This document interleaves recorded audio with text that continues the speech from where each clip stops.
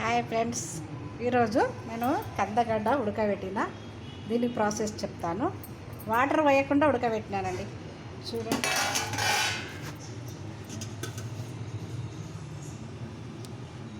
చూడండి ఒక స్పూను నెయ్యి వేస్తే చాలండి. మంచిగా కందగడ్డను కడుక్కొని రెండు ముక్కలుగా చేసుకోవాలండి. రెండు ముక్కలు చేసుకొని ఇందులో ఒక స్పూన్ నెయ్యి వేయాలండి. అంతే, ఒక స్పూన్ నెయ్యి లేకుండా ఆయిల్ వేసుకోండి. వాటర్ ఒక్క చుక్క అవసరం లేదండి, వాటర్ అవసరం లేదు. ఇట్లా సిమ్లా 15 నిమిషాలు ఉడికించుకోవాలండి. సిమ్లా 15 నిమిషాలు ఉడికినాయి.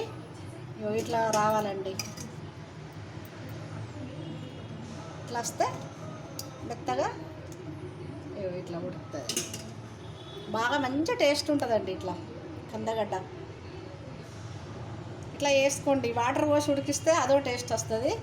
ఇది నెయ్యి ఒక స్పూన్ వేసి ఇవి మగ్గనిస్తే ఇదో టేస్ట్ వస్తుందండి. కందగడ్డలు ఇప్పుడు సీజన్ తక్కువ ఉన్నది. ఎప్పుడన్నా వచ్చినప్పుడు అయితే మధ్యలో చేసుకోండి. Okay, bye.